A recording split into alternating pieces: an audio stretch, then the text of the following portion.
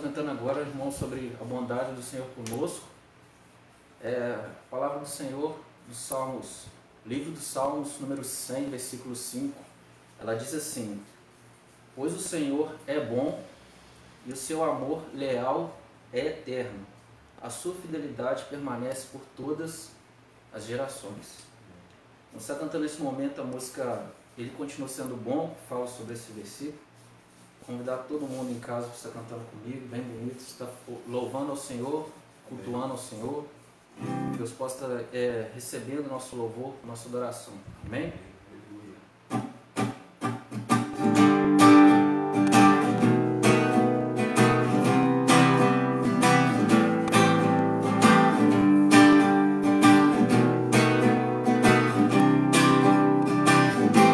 Um dia a gente aprende a confiar em um Deus que faz milagres, que ouve a nossa oração, que se faz presente aqui. Um dia a gente aprende a dar um passo só de cada vez, mas sem duvidar, mas sem duvidar. Ele continua sendo bom, Ele continua sendo Deus, Ele continua sendo bom, Ele continua sendo Deus.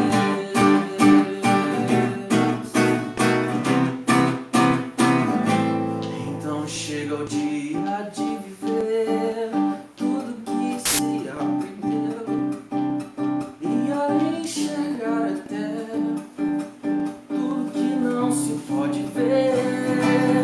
Chega o dia de entender até ouvir o nome de Deus, mas sem duvidar, mas sem duvidar.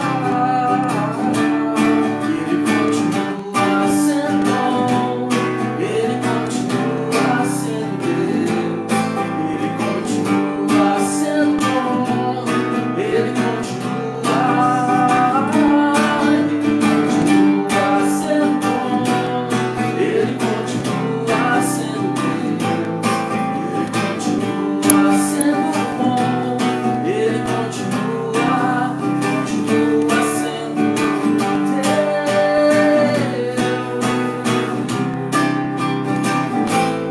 sendo Deus. Está cantando agora, irmãos, a música Ele Exaltado, está exaltando o nome do Senhor neste momento, amém?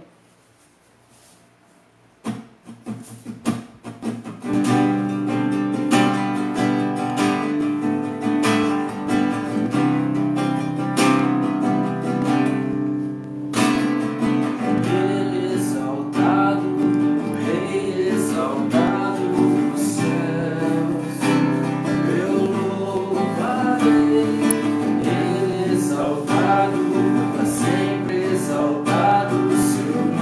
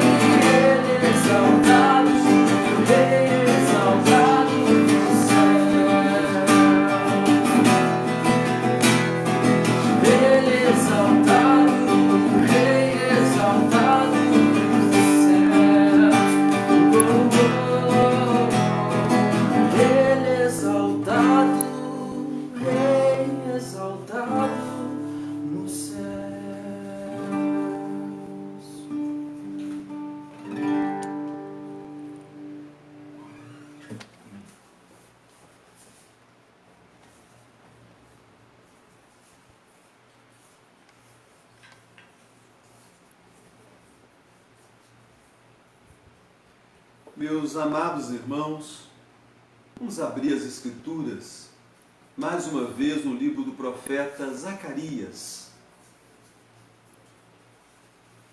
É com alegria que nós estamos participando juntos desse culto de louvor a Deus. Eu bendigo a Deus pela sua vida, você que é membro da Igreja Presbiteriana de Muriaé, também por aqueles membros da nossa igreja na congregação presbiteriana de Patrocínio de Muriaé, também aqueles irmãos amados de Miraí e que estão acompanhando o culto nesse momento, e você que tem acompanhado as redes sociais da nossa igreja, você membro de outras igrejas presbiterianas e outras igrejas evangélicas, tem participado do culto a Deus conosco. Zacarias, capítulo 2. Nós faremos a leitura dos versículos de número 1 até ao de número 7. Vocês perceberam que a nossa liturgia, os versículos de 8 a 13, eles foram utilizados na ministração dos momentos de adoração e confissão. E a ministração agora da palavra, ela vai acontecer dos versículos de número 1 até ao de número 7.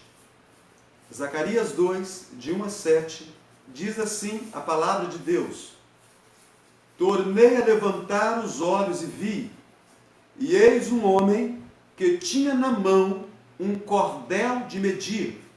Então perguntei: Para onde vais tu? Ele me respondeu: Medir Jerusalém, para ver qual é a sua largura e qual o seu comprimento. Eis que saiu o anjo que falava comigo, e outro anjo lhe saiu ao encontro e lhe disse: Corre, fala a este jovem, Jerusalém será habitada como as aldeias sem muros, por causa da multidão de homens e animais que haverá nela. Pois eu lhe serei, diz o Senhor, um muro de fogo em redor, e eu mesmo serei no meio dela a sua glória.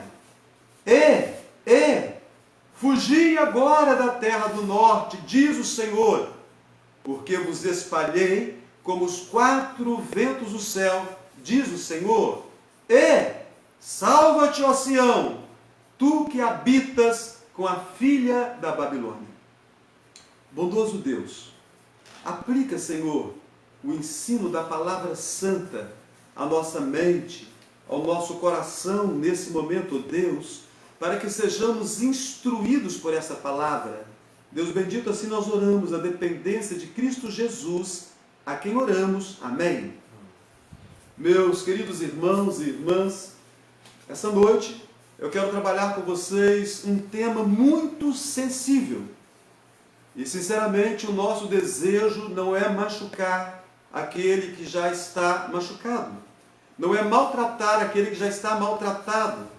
Não é aumentar as dores daquele que já está sofrendo.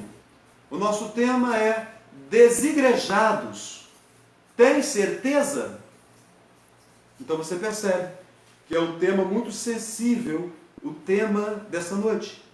Eu quero que você entenda, meu querido irmão e irmã, que a igreja não é perfeita, mas precisamos dela.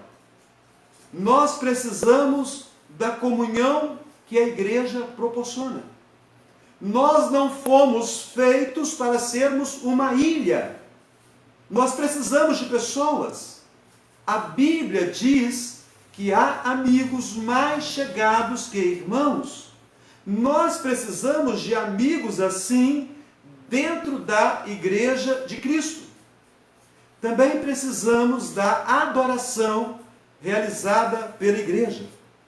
Na igreja nós aprendemos a desenvolver importantes atividades do culto. Na igreja nós oramos. Talvez você diga: mas eu estou em casa, não estou frequentando igreja alguma, e eu estou orando em casa. Mas a oração feita na igreja, ela é diferente. E ela é diferente pelo seguinte: em casa você ora para si mesmo. Você ora acerca das situações que vêm à sua mente. Você ora de acordo com os seus interesses. Ainda que sejam louváveis os seus interesses, mas você ora segundo a sua vontade.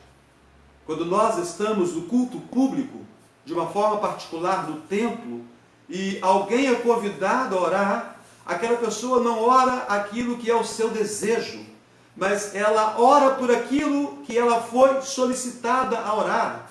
Ela aprende a viver uma vida não de egoísmo, mas uma vida de participação. Ela aprende a viver uma vida não de individualidade, mas uma vida de comunidade.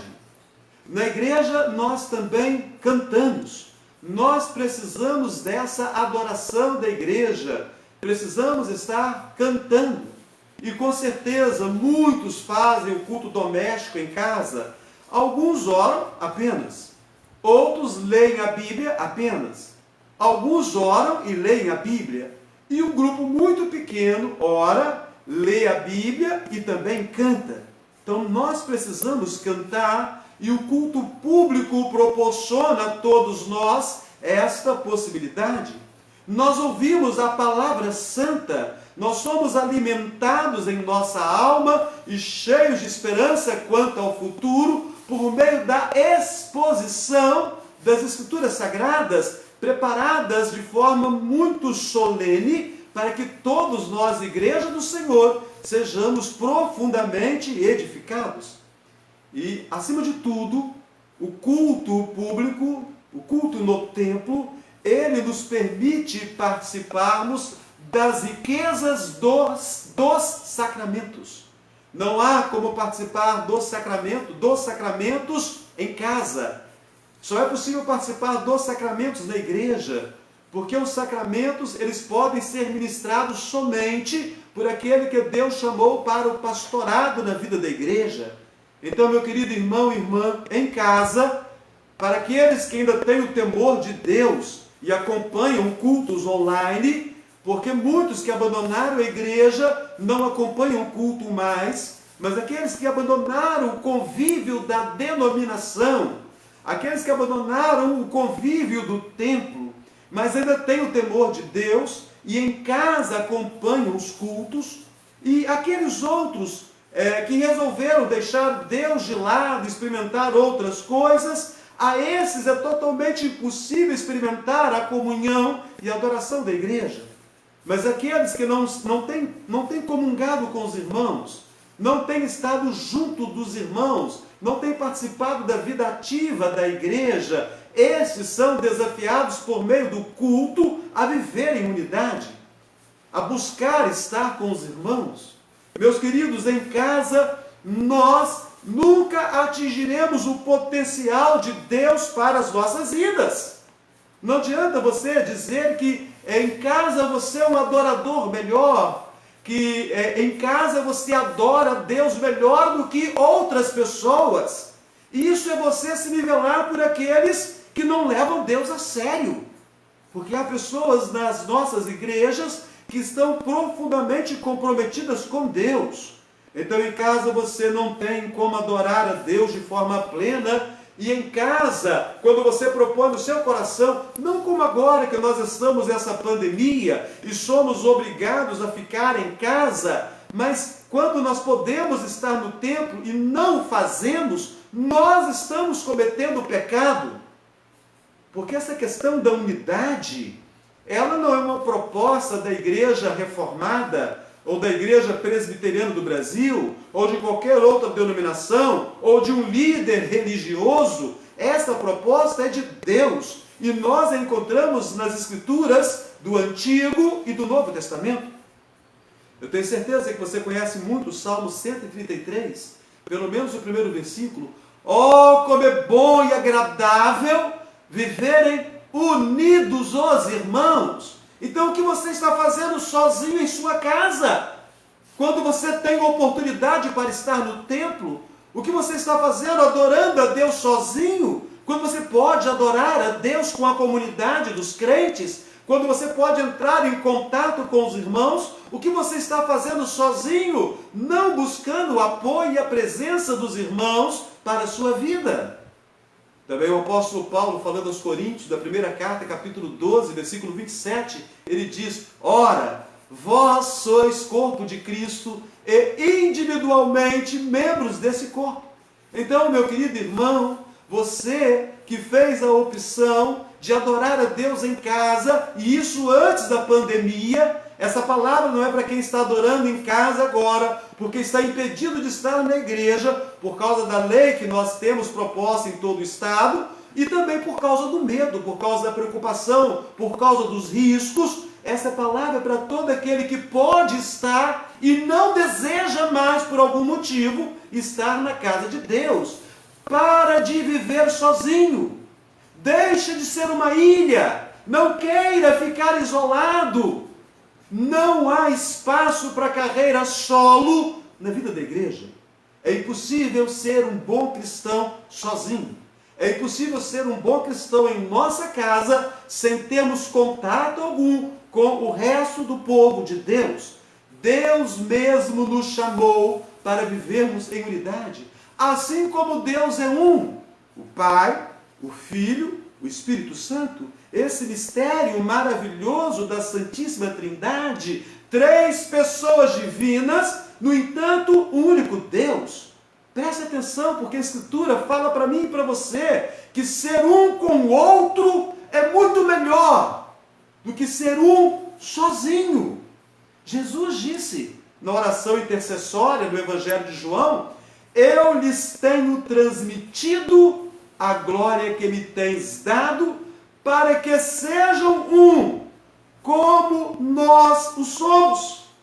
Então eu quero convidar você essa noite a viver como igreja de Cristo, a buscar ser um com seus irmãos, a resolver os seus problemas de relacionamentos com membros da igreja, com professores, com oficiais, diáconos, presbíteros, pastores, os problemas que culminaram na sua saída da igreja, os problemas que fizeram com que você tomasse a decisão de que estar em casa era muito melhor do que estar junto com os irmãos.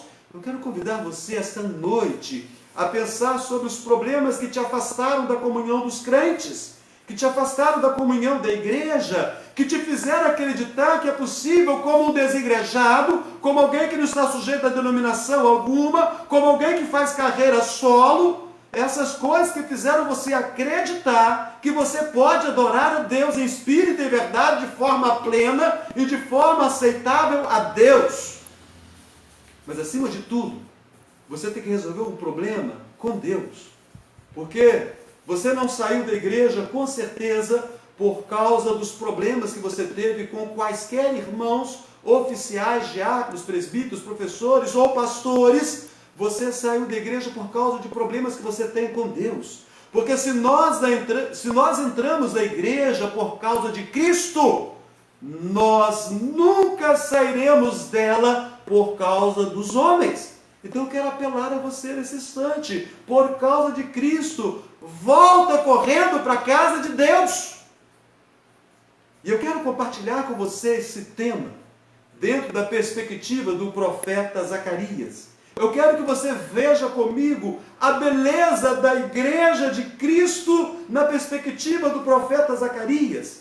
E eu quero que você, nesse momento, reconsidere 2 possíveis situações negativas da sua vida. A primeira, que nós falamos aqui, se você está afastado, se você deixou de frequentar a comunhão dos crentes, se você resolveu que nenhuma denominação é boa o suficiente para que você possa adorar, porque todas elas são corruptas, eu quero convidar você a voltar correndo agora mesmo. Os templos estão fechados, mas o canal de comunicação com os irmãos não. O canal de comunicação com o pastor da igreja não. Os templos estão fechados apenas por mais alguns dias, talvez mais 10 dias apenas. Então, se você está afastado, volta correndo para a comunhão dos irmãos.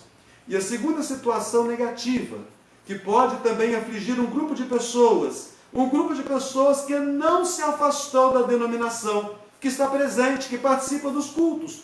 Pode ser que você faça parte desse grupo, aquele grupo do corpo presente, mas do espírito bem longe de Deus. Ou seja, pessoas que estão na igreja, mas indiferentes. Adoradores que estão na igreja, mas não adoram. estão apenas cumprindo uma obrigação. Eu quero convidar você que vive na igreja, que não abandonou a denominação, mas que está vivendo como se Deus não existisse. Eu quero convidar você a abrir o seu coração e deixar o Espírito de Deus de forma sobrenatural encher da graça divina sua vida nesse momento. E que a igreja de Cristo, ela seja o seu maior prazer, ela seja a sua maior alegria, pois somente a igreja de Cristo, preste atenção nessa minha afirmação, ela é pesada e nós vamos comprová-la aqui por meio do texto lido. Somente por meio da igreja de Cristo, você de fato estará próximo de Deus. Somente por meio da igreja, você vai sentir-se próximo de Cristo. O texto que nós lemos, ele fala de Jerusalém, a cidade de Jerusalém. No entanto, meu querido irmão e irmã, Jerusalém é muito mais que uma cidade de Israel. Jerusalém é muito mais que a capital de Israel. Jerusalém é o símbolo da igreja. A igreja de Deus no Velho Testamento é a mesma igreja no Novo Testamento. Porque o Messias da igreja é o mesmo Messias. É o nosso Senhor e Salvador Jesus. Logo, a profecia referente a Jerusalém é uma mensagem de alento e esperança para aquele povo que havia voltado do cativeiro e encontrou o seu país em ruínas, encontrou a sua cidade destruída, encontrou as muralhas derrubadas, as portas queimadas pelo fogo, as casas abandonadas. A palavra de alento e conforto para eles é também uma palavra de alento e conforto para mim e para você, nesses tempos difíceis que nós temos vivido. Porque eu tenho certeza que todos nós estamos abismados. Nunca vimos tanta violência, nunca foi vista tanta corrupção, e agora ainda estamos assolados por toda sorte de enfermidades, e dentre elas esse vírus terrível que tem assolado o mundo inteiro e tem chegado às nossas portas, vitimando pessoas que nós amamos, irmãos em Cristo, familiares nossos, e chegado até mesmo em nossas casas, porque alguns de nós também já fomos infectados por esse vírus, e pela graça divina temos sobrevivido a ele. O profeta Zacarias, ele falou por volta do ano 520 a.C. O profeta Zacarias foi um profeta que Deus usou após o cativeiro na Babilônia. Na época que Zacarias profetizou, havia um outro profeta, o nome dele era Ageu.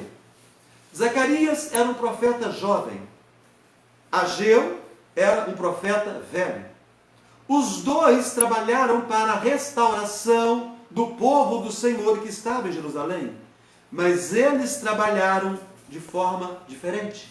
O profeta mais velho, Ageu, motivou o povo a levantar as paredes do templo. O profeta Ageu, que era o profeta mais velho, motivou o povo a reconstruir o templo que estava em ruínas. O templo, na verdade, fora destruído, e agora o profeta Ageu motiva o povo à construção de um novo templo, que se porventura não fosse belo como o anterior, e não seria, a glória do Senhor estaria naquele novo templo de forma tão maravilhosa, tão extraordinária, quanto nos dias do templo grandioso e majestoso de Salomão. Quando nós olhamos para essa escritura, nós percebemos que esses profetas trabalharam de mãos dadas.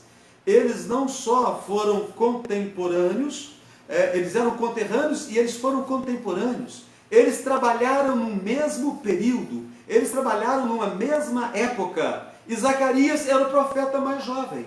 Zacarias também falava da restauração, mas Zacarias estava preocupado não com a construção do templo físico. Ele estava preocupado com aqueles que não estavam ou que não iriam cultuar no templo. E então ele se preocupa em despertar o povo acerca da vida espiritual, aqueles que cultuariam a Deus não em suas casas, porque em suas casas não era lugar do culto pleno a Deus, mas do templo. Então, trabalham na mesma cidade, trabalham na mesma época e juntos trabalham para o reino de Deus. Você consegue perceber como isso é importante? Você consegue tirar uma lição para a sua vida nesse momento que nós estamos falando do risco de ser um desigrejado? Você consegue entender que é impossível ser igreja de Deus sozinho? É preciso estar aliado, é preciso estar junto a outros irmãos para fazer cumprir a boa, perfeita e agradável vontade de Deus, que é que nós vivamos em unidade. E é preciso entender também, meus irmãos, que há diferença sim na igreja. Alguns alegam ter deixado a igreja porque não se identificaram com a igreja, porque as pessoas eram muito diferentes delas, e ser diferente do outro da igreja é algo extremamente importante, porque a igreja é um corpo, e esse corpo não é formado só de braços ou de olhos. Um corpo precisa ser cada uma das partes que o compõem. Zacarias é um profeta que tem 8 visões. Ele tem 8 visões em uma mesma noite. O livro que Zacarias escreve é chamado de o Apocalipse do Antigo Testamento. E ele é chamado assim porque ele apresenta figuras tão enigmáticas quanto aquelas que nós encontramos no livro do Apocalipse do Novo Testamento, o Apocalipse de João. Figuras como cavaleiros, figura como cavalos brancos, pretos, baios, vermelhos, figura de ferreiros, de anjos, de medições, de criaturas extraordinárias e por aí vai. Meus irmãos, percebe-se com clareza que Deus, em sua infinita sabedoria, permitiu a João que, ao escrever o Apocalipse, que ele pudesse usar as mesmas figuras que Zacarias havia usado.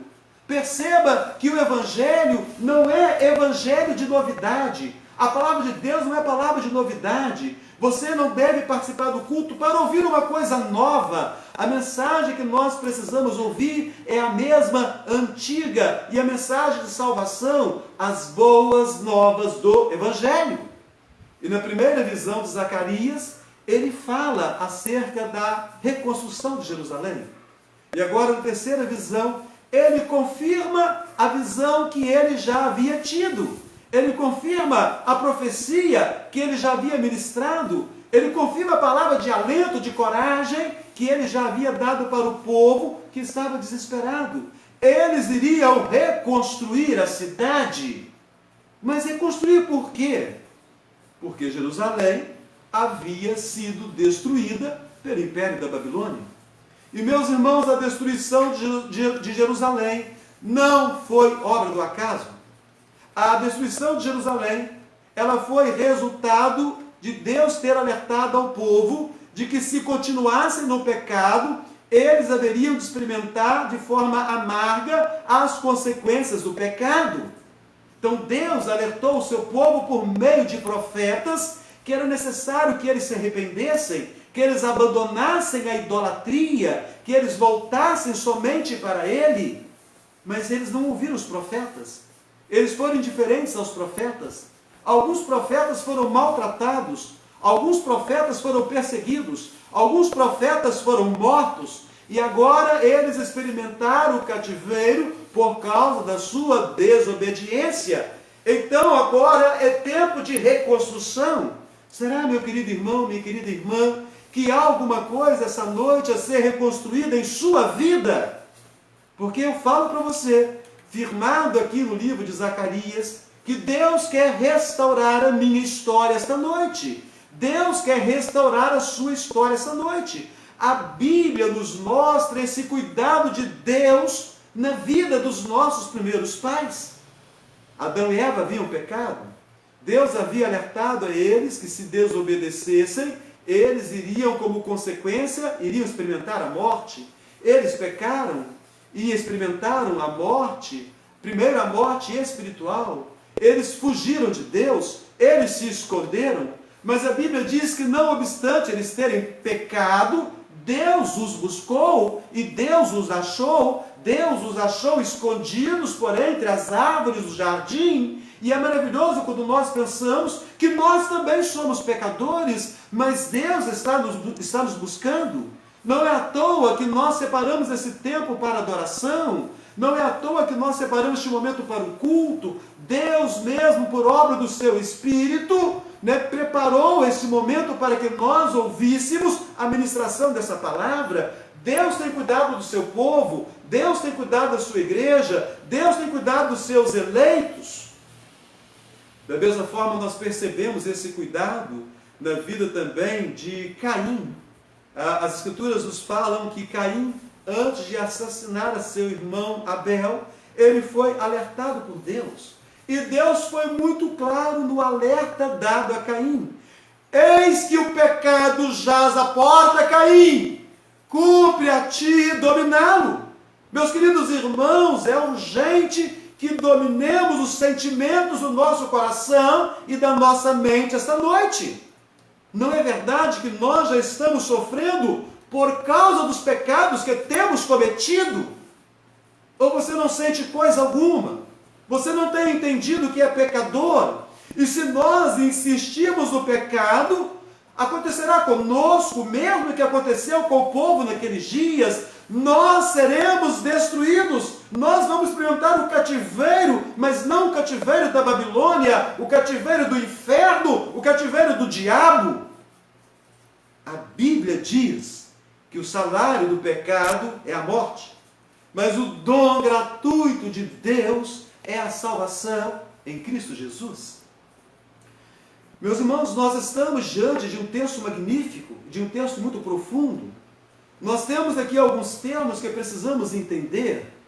A visão fala de homem e de anjos. Alguns entendem que a visão fala de 3 anjos. Mas, meus irmãos, se assim fosse, nós teríamos que confessar aqui essa noite que o primeiro anjo fez algo imprudente. O primeiro anjo agiu de forma apressada. O primeiro anjo agiu contrário à vontade de Deus. Porque é claro para nós, no texto que nós lemos aqui, o plano desse, então, primeiro anjo não se cumpre. Ele sai para medir e é impedido. A Bíblia diz que os anjos são ministros de Deus a favor daqueles que hão de herdar a salvação. Deus concederia anjos em nossas vidas se eles fossem fracos? Deus concederia para o serviço cristão anjos se eles fossem precipitados? Deus concederia em nossa caminhada anjos se eles fossem desobedientes à sua vontade? Logo, meus irmãos, onde está escrito homem, entendamos homem. E onde está escrito anjos, entendamos anjos. Então as figuras, os personagens de Zacarias vai ver aqui. É um homem que vai medir a cidade e 2 anjos que vão confabular acerca dessa situação. Cordel. O que é um cordel? É uma corda para fazer medição. Pensa aí numa trena. Então, um instrumento para fazer medição. O texto está falando da restauração presente. A restauração naquele momento da cidade de Jerusalém que estava em ruínas. Eles voltaram para casa e a promessa de Deus é que eles reconstruiriam o seu lar, que eles reconstruiriam a sua cidade, que eles reconstruiriam os seus muros, que eles reconstruiriam o seu templo. Então o texto fala de uma restauração para aquele momento, mas meus irmãos, conforme eu disse aqui, a Jerusalém não é só a cidade de Israel, a Jerusalém também é um símbolo da igreja, de maneira que o profeta Zacarias está falando de tempos futuros, está falando desse momento que nós vivemos agora e dos tempos que ainda estão por vir. Então o texto nos mostra acerca do cuidado de Deus para com a igreja. Olhando esse texto, nós vamos perceber a primeira parte dele, os primeiros 3 versículos, a igreja na perspectiva do homem. E a segunda parte do texto, a partir do versículo 4 até o versículo 7, a igreja na perspectiva divina. Eu gostaria de olhar com você, meu irmão, minha irmã, nesse momento, a igreja na perspectiva do homem. E para nós olharmos a igreja nessa perspectiva, dentro desses primeiros 3 versículos, a pergunta é simples: por que pessoas há que estão desigrejadas? Por que pessoas há também que estão na igreja de corpo presente, mas não sabem o que estão fazendo ali? O profeta Zacarias responde a mim e a você: porque havia saído aquele homem para medir a cidade de Jerusalém. Meus irmãos, basta nós olharmos para o contexto.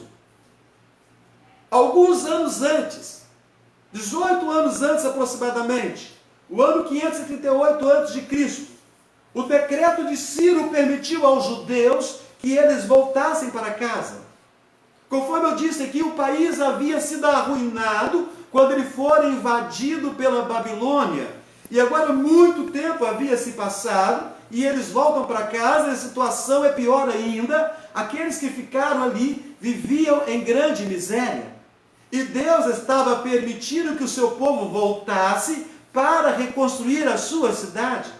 Meus irmãos, a pergunta é simples: como alguém poderia morar numa cidade que fora destruída?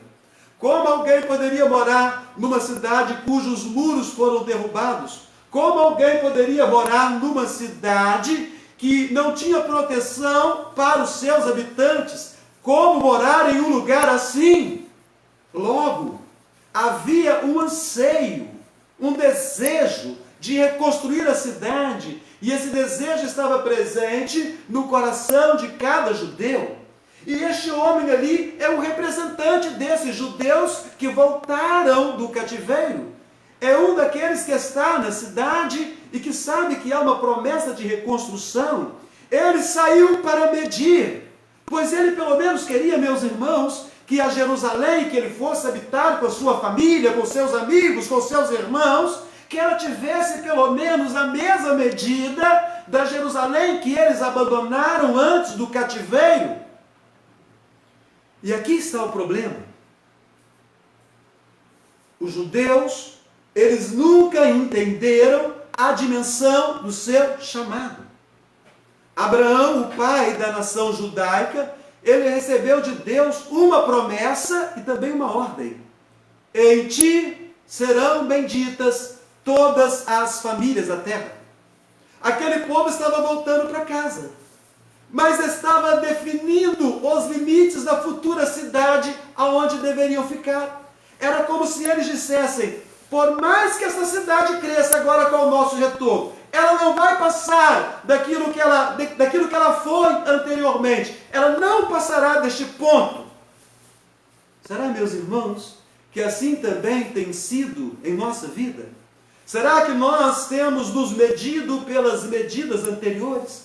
Será que você tem medido a sua vida hoje pelas medidas anteriores? Será que nós não acreditamos que é possível recuperar aquilo que foi perdido ao longo da nossa caminhada?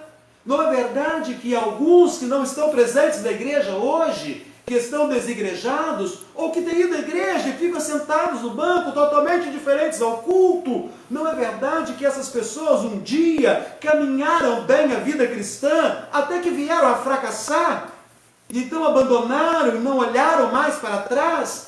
E algumas dessas hoje, nesse momento que eu estou pregando, talvez pensem assim: como eu queria pelo menos ser como nos dias do passado, nos dias de outrora. Como eu queria poder ser como eu já fui um dia na igreja. Irmãos, esse é um pensamento bonito, mas é um pensamento humano. Esse é um pensamento cheio de limitação.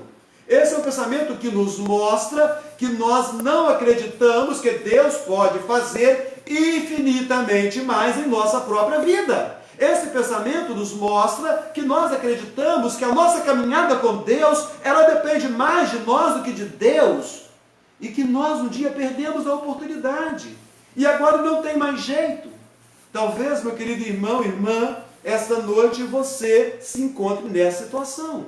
Talvez você acredite e diga: não tem mais jeito para a minha vida, não há mais como ser o grande homem de Deus que eu quis ser um dia. Não há mais como ser a grande mulher de Deus que eu quis ser um dia, porque eu perdi a oportunidade. O melhor tempo passou. Agora é esperar o fim, fazer o melhor que eu puder fazer, de repente ficar assentado no banco para não causar escândalo. E alguns não conseguem ter forças nem para vir ao templo, nem para assistir aos cultos. E esse mesmo pensamento que tem acompanhado o crente, acompanha muitas de nossas igrejas. Algumas igrejas nunca irão crescer, porque os seus membros já determinaram os seus limites. Eu já ouvi em muitos lugares crentes dizendo de suas igrejas: essa igreja nunca cresceu, essa igreja nunca vai passar disso, essa cidade é muito complicada, o povo dessa igreja é muito difícil. Ih, pastor, aqui já foi pior, nós já melhoramos bastante. Se voltarmos a ser como no passado, nosso melhor tempo, está bom demais até a volta de Jesus. É esta, meu querido irmão e irmã, a visão que você tem da vida cristã? Porque muitos continuarão fora da igreja se pensarem assim, e outros continuarão na igreja, mas sem crescimento algum. Continuarão frios e indiferentes para com o reino de Deus. Continuarão a ter uma visão limitada de si mesmas e do agir de Deus da sua vida e na vida do seu povo, a igreja do Senhor Jesus. Você vai continuar a ser um desigrejado, meu querido irmão. Você que resolveu abandonar a denominação, você que resolveu abandonar a sua igreja de origem, você que resolveu que vai ser crente em casa, assistindo pelas redes sociais, o pregador que melhor lhe agrade, você vai continuar desigrejado. E você que tem frequentado a igreja, mas é apático e indiferente, você vai continuar apático, você vai continuar indiferente, você vai continuar sem vida, você vai continuar morto, seco espiritualmente, se esse pensamento continuar a dominar a sua mente, o seu coração. Se você continuar a crer que Deus não tem poder suficiente para operar maravilhosamente na vida da igreja e na sua vida como parte dessa igreja, como alguém que é membro desse corpo maravilhoso, do qual Cristo é o cabeça. Mas eu quero fazer uma proposta melhor essa noite, porque se nós encerrarmos o sermão neste momento, nós sairemos daqui muito piores do que nós iniciamos esse culto. Eu quero fazer uma proposta para que eu e você recuperemos a nossa glória anterior. Por favor, não me entenda mal por glória anterior. Eu digo aquele momento da vida em que havia fogo de Deus em nós. Você lembra quando havia gozo de Deus na sua vida? Fogo de Deus na sua vida, entusiasmo, alegria, prazer em estar na casa de Deus, disposição para fazer tudo aquilo que era possível fazer na casa de Deus, prontidão para atender a todos os chamados, os quais se apresentavam diante de você. Porque a segunda parte do texto, ela mostra para mim e para você a igreja não na perspectiva do homem, mas a igreja na perspectiva de Deus. Você gostaria de ver a sua vida, meu irmão, minha irmã, você que está desigrejado, ou você que está na igreja, mas está totalmente diferente, e você que está na igreja firme, mas você não quer cair, você quer continuar firme, você gostaria de ver a sua vida na perspectiva de Deus? Você gostaria de ver a vida da igreja da qual você faz parte, da qual você é membro, na perspectiva de Deus? Porque os versículos 4 em diante nos mostram a igreja dentro da perspectiva divina. Presta atenção no que eu vou dizer. Os sonhos, os projetos, os pensamentos de Deus, eles são muito maiores do que os meus e os seus pensamentos. Isso, porventura, essa expressão minha, porventura, é um pensamento positivo? Você, seu pastor, está pregando uma declaração positiva? Não, eu estou pregando a palavra de Deus, porque Deus, por meio do profeta Isaías, disse: porque os meus pensamentos não são os vossos pensamentos, nem os vossos caminhos os meus caminhos, diz o Senhor, porque assim como os céus são mais altos do que a terra, assim os meus caminhos são mais altos do que os vossos caminhos, e os meus pensamentos são mais altos do que os vossos pensamentos. Então, meu querido irmão e irmã, Vejamos a vida cristã hoje, vejamos a nossa vida, não na perspectiva do homem, mas na perspectiva de Deus, na perspectiva de Deus para o seu povo, para a sua igreja. Então nós podemos afirmar, firmado nisso, que a igreja do projeto de Deus é uma muralha. Olha o versículo 5. Pois eu lhe serei, diz o Senhor, um muro. Deus está dizendo que ele era um muro para Jerusalém. A proteção das cidades antigas não era a sua força policial. A proteção das cidades antigas eram as suas grandes muralhas. Os muros de Jerusalém haviam sido derrubados pela Babilônia, por isso o Senhor está falando que ele seria os muros daquela cidade. E porque os muros foram derrubados, os inimigos invadiram a cidade e levaram o povo para fora de sua terra, para que fossem escravos em terra estranha. A história bíblica relata para nós as muralhas das grandes cidades, e a história universal o confirma. A cidade de Nínive, ela tinha uma muralha com 1.200 torres e 30 metros de altura. Imagina uma cidade com uma muralha com 1.200 torres e 30 metros de altura. Nesse momento que nós estamos tendo barreiras sanitárias em diversos lugares, imaginemos a nossa cidade de Muriaé com uma muralha de 1.200 torres, percorrendo toda a cidade e 30 metros de altura.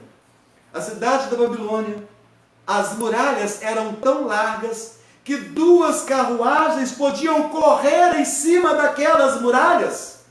Mas, meus queridos irmãos e irmãs, aquelas muralhas que foram símbolo de poder de Nínive e da Babilônia caíram em seus respectivos tempos. Hoje, nós também fazemos muralhas. Hoje, o ser humano tem feito muros, cercas elétricas, portões eletrônicos, condomínio com segurança máxima, muros altos rodeados de arame farpado. Mas isto oferece segurança de fato? Câmeras impedem assaltos em residências. Ladrões assaltam o tempo inteiro lugares considerados inexpugnáveis. Meus irmãos, essas muralhas físicas não podem nos proteger do ataque dos inimigos. E o que dizer das muralhas emocionais? Alguns criaram muros para se proteger, muros emocionais. Um casamento, um filho, um relacionamento com uma pessoa, um trabalho. Muros criados para proteção emocional, muros criados para diminuir a dor da solidão, muros criados para dar esperança de dias melhores, e então de repente esses muros são invadidos e essas vidas são dominadas por sentimento de profunda tristeza, por uma depressão assustadora, por sentimentos de suicídio, por desejos de morte. E isso, irmãos, porque nós levantamos muralhas que não podem nos proteger do inimigo de nossas almas, o diabo. Nós criamos muralhas que não podem nos proteger do mundo ímpio, corrupto no qual nós estamos inseridos. Nós temos nos sustentado em muralhas que não podem nos proteger de nós mesmos, os nossos maiores inimigos. As nossas muralhas, elas são vulneráveis. Os nossos castelos inexpugnáveis, eles se tornam frágeis diante das ameaças que nós sofremos, as ameaças existenciais que nos atacam a mente e o coração e nos tornam tão frágeis. Deus está dizendo esta noite que esses muros não irão nos proteger. Os muros físicos não poderão nos proteger dos inimigos. Os muros emocionais não poderão nos proteger dos sentimentos que afetam a nossa alma e o nosso coração. Mas Ele está dizendo que Ele mesmo será o nosso muro. Ele é a nossa proteção. Ele é o nosso rochedo. Nós cantamos muito o hino 139. Rochedo forte é o nosso Deus, refúgio na tribulação. A igreja de Cristo oferece a você, meu querido irmão e irmã, você que está firme na igreja, continua. Você que está desigrejado, presta atenção. Você que está caminhando para a igreja, mas totalmente desmotivado, a igreja, somente ela, oferece a segurança que o mundo não pode dar, pois o Senhor da igreja, Ele é a sua muralha, Ele é a muralha do seu povo. A igreja, na perspectiva de Deus, ela é um muro. Mas se nós olharmos o versículo 5 com bastante cuidado, nós vamos perceber que a igreja, na perspectiva de Deus, é um muro de fogo. Olha o versículo 5 novamente. Pois eu lhe serei, diz o Senhor, um muro de fogo em redor. Deus disse que seria um muro de fogo ao redor do seu povo. De onde o profeta tira esta figura? Alguns diriam que o profeta tira essa figura dos povos nômades em suas peregrinações. Quando eles faziam as suas paradas, então fogueiras eram levantadas para afastarem animais selvagens. Mas, meus irmãos, é muito mais do que isso. Com certeza o profeta Zacarias ele está fazendo menção ao Êxodo. Porque durante a noite, quando o povo caminhava pelo deserto, Deus protegia o povo do deserto com uma grande coluna de fogo, para aquecê-los nas noites frias do deserto e para protegê-los dos ataques dos inimigos. Eles não seriam surpreendidos, porque a luz daquele fogo haveria de iluminar todo o caminho, de maneira que a estratégia do inimigo nunca poderia prevalecer contra o povo de Deus. Da mesma maneira, Deus aqueceu o seu povo nas noites frias do deserto, Deus também aquece os nossos corações. Deus aquece os corações daqueles que estão perturbados nas noites frias desta vida. O que aflige o nosso coração, o que faz esfriar a nossa adoração. As Escrituras dizem, não apagueis o Espírito Santo. Meu irmão, minha irmã, deixemos o Espírito Santo aquecer o nosso coração, deixemos o Espírito Santo aquecer a nossa alma, nesta noite da humanidade pela qual nós estamos passando, nessa noite de aflição provocada por esse vírus, nessa noite terrível provocada por tantas preocupações que assombram as nossas mentes e atormentam a nossa alma. Quando nós olhamos a igreja na perspectiva de Deus, ainda no versículo 5, nós percebemos que ela é a garantia da presença de Cristo. Deus não só protege o seu povo, Ele está presente com o seu povo. O versículo 5 ainda diz, pois eu lhe serei, diz o Senhor, um muro de fogo em redor, e eu mesmo serei no meio dela a sua glória. Que promessa maravilhosa! Essa promessa do Antigo Testamento é a mesma promessa para o Novo Testamento, porque a igreja do Antigo Testamento é a mesma igreja do Novo Testamento. O Senhor Jesus, despedindo dos discípulos da sua intimidade, disse para eles, eis que estou convosco todos os dias, até a consumação do século. Meu querido irmão, a grande bênção e proteção da igreja não são as bênçãos que Deus nos dá, e sim saber que Deus está conosco.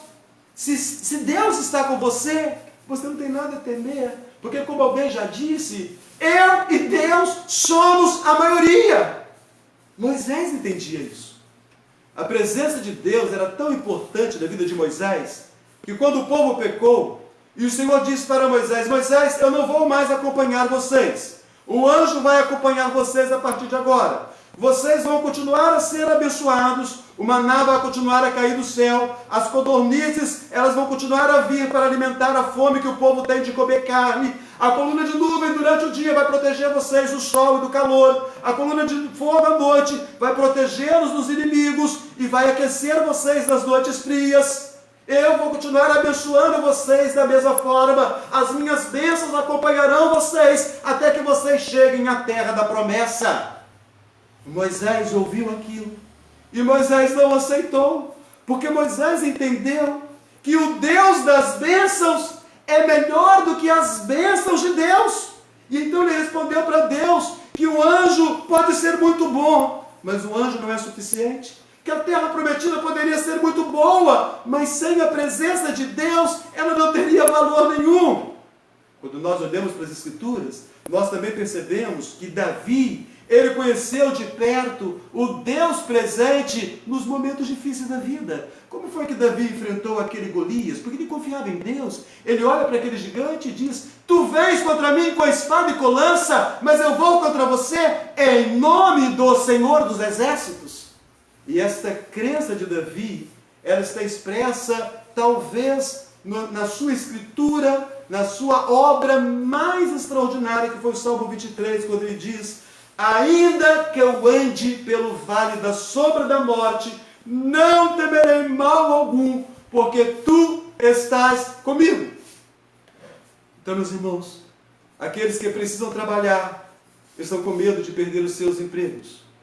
Aqueles que ficam em casa estão com medo também de serem, mesmo em casa, afetados por esse vírus. Porque o vírus não tem boa educação. Ele está na rua, mas ele também entra dentro das nossas casas. Meus irmãos, nesse momento nós precisamos entender de fato, não são bens materiais e nem pessoas o que nós mais precisamos neste momento. O que nós mais precisamos neste momento é de Deus. O salmista entendia isso e ele disse: a minha alma tem sede de Deus, do Deus vivo. Quando irei e me verei perante a face desse Deus? Deus é a nossa maior necessidade. Deus está presente aqui para nos abençoar. Jesus disse: onde estiverem 2 ou 3 reunidos em meu nome, estarei no meio deles. E eu tenho certeza que neste momento somos muito mais do que 2 e 3 adorando, cultuando a Deus nesse instante. Não há espaço para a vida cristã sozinho, mas somente na igreja, porque Deus está onde está o seu povo em adoração. E para nós encerrarmos aqui, a igreja do projeto de Deus é lugar de segurança e de salvação. Os versículos 6 e 7, presta atenção, eles dizem assim: isso aqui é uma interjeição, uma expressão para dar a ideia de um chamamento. Fugi agora da terra do norte, diz o Senhor, porque vos espalhei como os 4 ventos do céu, diz o Senhor. Salva-te, ó Sião, tu que habitas com a filha da Babilônia. Meus irmãos, no ano 538, o rei Ciro, ele ordenou que os judeus retornassem para Jerusalém.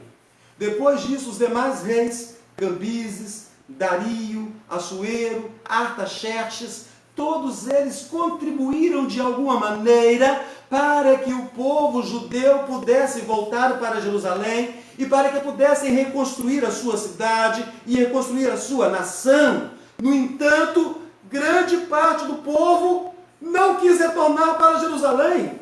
Deus está falando: fugi agora da terra do norte. Salva-te, ó Sião, tu que habitas com a filha da Babilônia. Abandona a Babilônia. Mas, irmãos, eles aculturaram na Babilônia. Eles gostaram de lá. Fizeram vida e finanças na Babilônia. Ganharam dinheiro. Casaram os filhos e lá ficaram. Porque ali eles encontraram os seus maiores prazeres. O que pode nos manter desigrejados, o que pode nos manter afastados do templo, não necessariamente são os problemas da igreja. Os problemas que você enfrentou na igreja não são esses problemas que têm mantido você afastado da igreja. Não são esses problemas que têm mantido você da igreja totalmente diferente para com as coisas de Deus. Na verdade, o que nos mantém afastados de Deus, o que nos mantém afastado da sua obra, é o amor, é o prazer que nós temos adquirido na Babilônia. Nós temos encontrado muitas vezes mais prazer nas coisas do mundo do que nas coisas de Deus. Mas, meus irmãos, o nosso prazer e comodidade, se eles estiverem focados nas coisas do mundo e não na igreja de Cristo, realmente não haverá mais lugar para nós com o povo do Senhor. Muitos já se acostumaram com o ritual. O ritual do culto é muito tranquilo, né? O ritual do culto é bonito. Ele consta de quê? Ir ao templo. Nós não estamos podendo nesse momento. Mas, o normal, dia a dia, nós podemos ir ao templo. Então nós vestimos uma roupa bonita e nós vamos para o templo. É bom estar no templo. É melhor estar no templo do que estar em qualquer outro lugar, e todos nós concordamos com isso. E chegamos ali e cantamos. Algumas pessoas dizem que quem canta os males espanta, né? Quem canta os males espanta. Ali nós fazemos orações, e isso nós fazemos muito bem, principalmente se é para pedir, porque nós somos muito habilidosos para pedir coisas a Deus. Nós sabemos pedir como ninguém mais o sabe.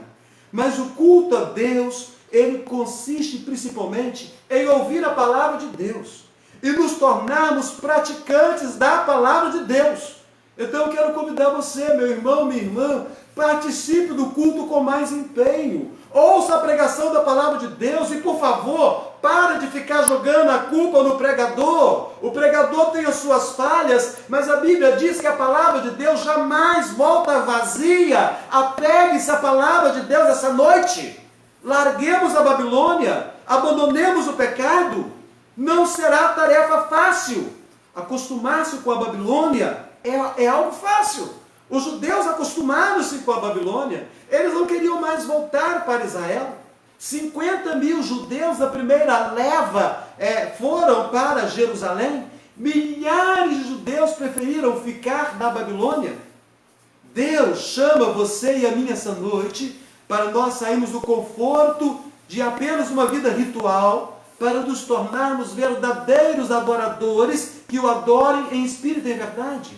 A Babilônia, o mundo, o pecado, essas coisas, meus irmãos, não têm prazer suficiente para satisfazer os nossos desejos mais íntimos. Na verdade, nós estamos buscando satisfazer desejos nossos com migalhas, enquanto Deus tem para nós um banquete farto e maravilhoso.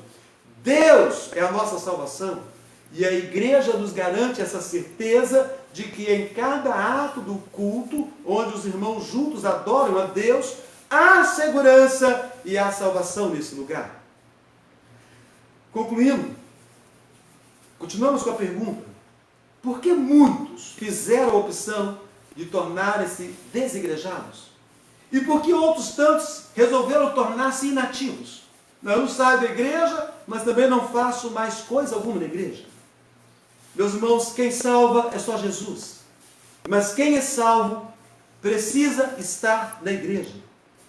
Não tem esse negócio de servir a Deus do seu jeito. Não tem esse negócio de servir a Deus do meu jeito.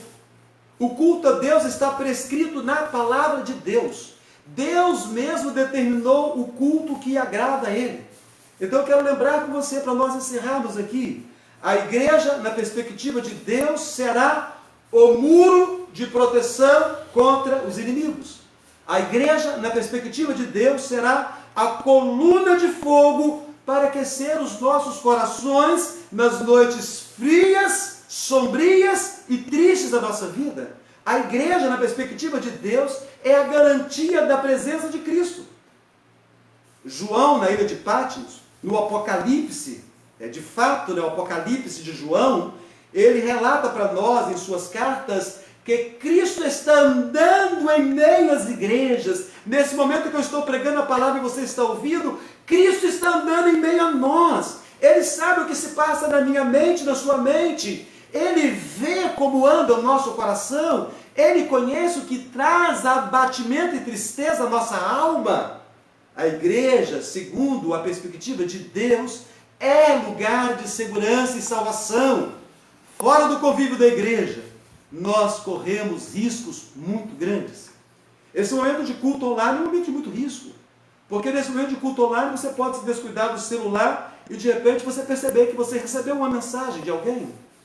E de repente você pode acessar o celular ali para ver alguma coisa séria. Deixa eu ver do que se trata. Ou então você pode resolver, não, vou dar uma paradinha, o culto está se estendendo um pouco mais hoje, eu vou dar uma paradinha, vou dar uma pausa aqui, e amanhã eu continuo. É como um filme, é como uma série, é como uma novela. Para mim, para muitos, o culto tem sido desta maneira. Mas o salmista, no Salmo 84, ele diz: um dia nos teus átrios vale mais que 1000. Prefiro estar à porta da casa do meu Deus a permanecer nas tendas da perversidade. Eu quero concluir ainda com uma questão. Eu quero provocar uma reação em você neste momento. Qual foi a última vez que você tomou um banho, vestiu uma roupa e veio com alegria para a casa de Deus? Com entusiasmo para a casa de Deus? Com vontade de ouvir aquilo que Deus tinha preparado para a sua vida? Será que isso acabou para você?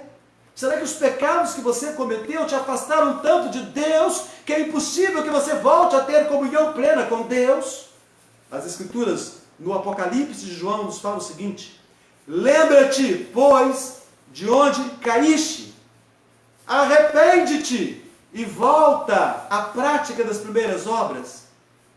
Então o Senhor nos convida essa noite a lembrarmos de onde nós caímos, a nos arrependermos e voltarmos, desigrejarmos. É sério isso? É um tema nosso essa noite. Consideremos, meus queridos irmãos, quão importante é a igreja de Cristo para as nossas vidas, a comunidade dos santos, a igreja invisível e a igreja visível também, a denominação. Consideremos quão importante é para nós e voltemos os olhos com urgência para as Escrituras, voltemos com urgência para a presença de Deus, primeiro, assumindo compromisso com a leitura das Escrituras, em seguida orando sem cessar, buscando a Deus em tudo na vida, em terceiro lugar, vindo ao templo assim que possível for, em quarto lugar, mantendo comunhão com os irmãos. Se eu não posso estar com os irmãos, se eu não posso visitá-los agora, eu posso mandar uma mensagem no WhatsApp, ou como alguém disse para mim hoje, melhor que uma mensagem escrita é uma mensagem de vídeo. E por fim, anunciemos o Evangelho de Cristo, porque, meus irmãos, tirar as pessoas das trevas do Evangelho vai nos ajudar a sermos arrancados das próprias trevas das quais nós temos estado inseridos por causa do pecado. Zacarias terminou com um cântico de louvor a Deus, pelos seus feitos gloriosos, pela sua promessa de salvação, pela esperança de tempos melhores. Eu convido você a fazer o mesmo. Ao invés de reclamações e afastamento, cantemos e nos aproximemos de Cristo e dos nossos irmãos, nos aproximemos da sua igreja gloriosa. Vamos orar, meu querido irmão e irmã. Bondoso Deus, bendito é o Senhor. O Senhor tem cuidado de nós sobremaneira. O Senhor nos tem falado por meio da palavra santa. O Senhor nos tem alertado acerca do pecado. E se nós experimentamos ruínas em nossa caminhada, como o povo experimentou ruínas quando chegou ali em Jerusalém, após o cativeiro, é necessário que nós façamos as mesmas coisas que fez o povo da cidade naqueles dias. É necessário que nós voltemos os olhos para o Senhor e vejamos que o Senhor é um muro que nós precisamos, que o Senhor é um muro de fogo ao nosso redor, que o Senhor é o Deus presente, que o Senhor é a segurança nossa, e tudo isso é perceptível de forma clara por meio da comunhão da igreja, a comunhão dos crentes. Ó Deus bendito, visita nesse instante aqueles irmãos e irmãs que se afastaram da igreja do Senhor, entraram na igreja por causa de Cristo, logo se afastaram porque estão com problemas com o Senhor. Porque quem entra por causa de Cristo não sai por causa de homens. Porque homens entram e saem, mas o Senhor permanece para sempre. O Senhor está para sempre na igreja. Por isso toca, ó Deus, naqueles que se afastaram da igreja do Senhor. Se eles têm problemas com outros irmãos, que eles possam buscar esses irmãos e cumprir aquilo que diz a palavra de Deus. Se porventura pecaram contra algum irmão, se algum irmão pecou contra eles, que eles possam buscar o acerto de contas para que possam viver em paz. Visita também, ó Deus, aqueles que nunca abandonaram a igreja, mas que transformaram o culto apenas num ritual, numa obrigação, e se fazem presentes, até fazem orações, cantam louvores, mas são totalmente diferentes e ao término do culto sequer sabem o que Deus falou por meio da palavra. Ó Deus, toca nesses, opera nesses maravilhosamente e desperta-os, ó Deus, para uma vida plena com o Senhor, que eles possam ter o desejo de serem ativos novamente na presença do Senhor. Ó Deus, todos aqueles que participaram desse culto nesse instante, que possam entender que, ainda que vivem em ruínas hoje, se confessarmos nossos pecados e nos arrependermos e nos entregarmos aos cuidados do Senhor, voltando onde nós caímos, o Senhor há de restaurar a nossa sorte. E poderemos ser um grande homem, uma grande mulher, um grande servo, uma grande serva do Deus vivo, um grande instrumento para o reino do Senhor Jesus. E abençoa, ó Deus, aqueles que estão firmes, para que permaneçam assim na Tua presença, ajudados pela obra do Teu Espírito Santo. Ó Deus bendito, a Tua palavra naqueles dias trouxe motivação para que construíssem o templo e para que cuidassem da vida espiritual. Daqui a pouco, ó Deus, todos poderão voltar para os templos, mas que possam voltar de forma diferente, conforme a preocupação de Zacarias. Que possam voltar com desejo sincero no coração, de servir plenamente o Senhor, de ter uma experiência profunda e marcante contigo. Ó Deus bendito e maravilhoso, assim nós oramos, o nome que é sobre todo nome, o nome santo e precioso do Senhor Jesus. Amém. Meus irmãos, que bom que nós tivemos essa oportunidade boa de estarmos juntos. Que o bondoso Deus continue a cuidar de você. Que essa palavra possa calar profundo no seu coração.